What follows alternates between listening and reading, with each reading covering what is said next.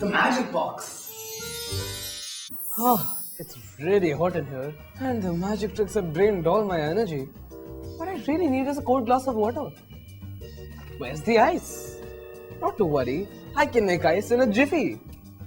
You might be wondering, how? But then again, you must know the answer to all my questions. Magic. I have here with me normal water and a normal glass. But with these, I'm going to do something amazing. I'm going to turn this water into ice in a jiffy. Now, I'm just going to pour a little bit of water into the cup. There we go. That should be about enough for 2 ice cubes. And now for the magic. Alakazam, hocus pocus, shazam! And it's done. My water has magically turned into, ta-da! Into ice. Told you I could do it. Completely outdated refrigerators. But you must have figured out by now that that's not actually much of magic.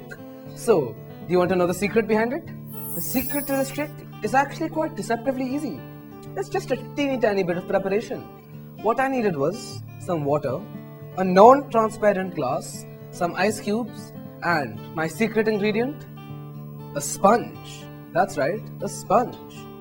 Now what you have to do is you have to cut the sponge into the approximate shape slightly larger than the glass, and then you just have to stuff it inside.